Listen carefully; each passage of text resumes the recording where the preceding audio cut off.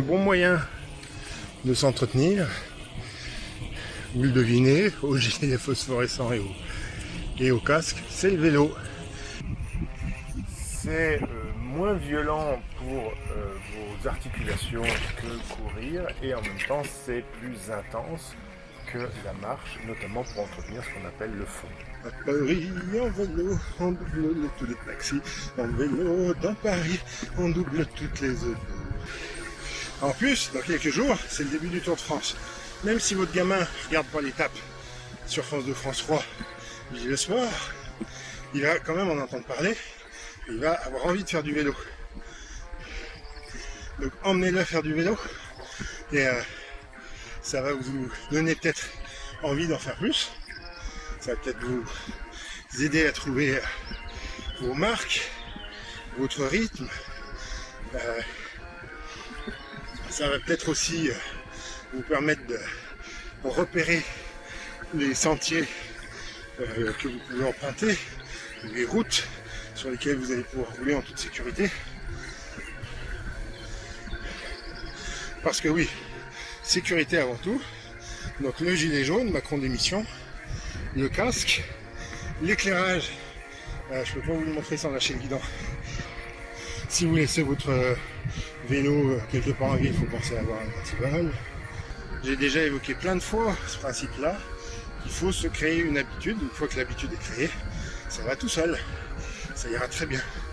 Le plus dur, c'est de se créer cette habitude. Et ça après, là, moi je peux que vous donner des idées. Je vais pas être là derrière vous tous les jours à vous dire allez, aujourd'hui tu vas au boulot en vélo. Quand j'ai commencé mes séries de vidéos, je faisais du vélo pour aller au boulot. J'avais à peu près 3/4 d'heure de vélo pour y aller. C'était en ville, c'était pas du tout à plat.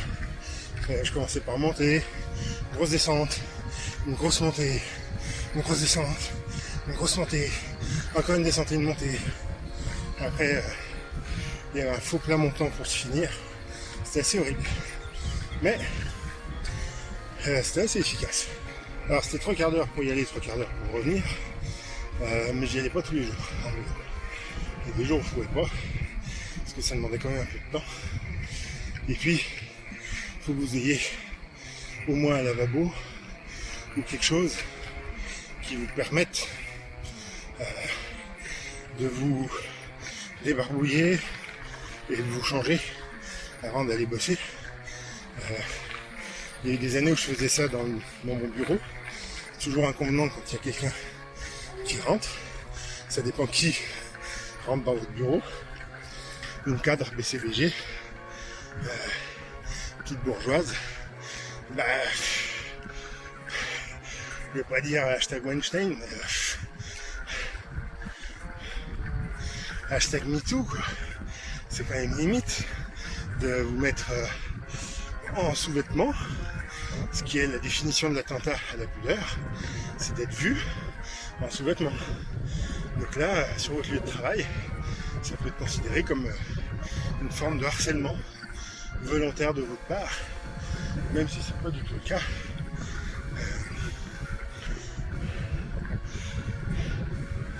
Jouez pour ça quand même. J'ai découvert autre chose en faisant du vélo, c'est que mes cuisses venaient s'appuyer contre mon bidon. Il se trouve que notre organisme a des facultés d'adaptation à son environnement et à ses contraintes assez fabuleuses et quasi permanentes. C'est-à-dire que au bout de quelques semaines, en n'en faisant que 3 fois, 6 fois, parce qu'il y avait l'aller et le retour, et mon organisme s'est rendu compte que mon ventre qui pendouillait, c'était pas bien. Donc mon ventre a moins pendouillé. Pourtant, quand je me regardais dans le miroir, j'avais pas l'impression d'être moins gros. Quand je me pesais, j'étais pas moins lourd. Simplement, la contrainte du bidon sur les cuisses, quand on est assis toute la journée, c'est pas gênant. Quand on fait 3/4 d'heure de vélo, ça commence à être un peu embêtant. Quand on fait, du coup, 4h30 de vélo par semaine, là ça commençait à devenir gênant pour mon organisme. Et je pense que les muscles abdominaux se sont retendus d'eux-mêmes, sans que j'ai besoin de les travailler spécifiquement. Parce qu'au bout de quelques semaines à faire ces allers-retours jusqu'au boulot, je me suis rendu compte que mes cuisses ne venaient plus appuyer, forcer sur mon bidon. Vous devinez facilement que ce que je vous dis là, c'est bien pour le fond, le cardio, mais c'est pas ce qui va vraiment vous faire perdre du poids. Donc il faut quand même coupler ça avec d'autres exercices, ceux que je vous ai proposés.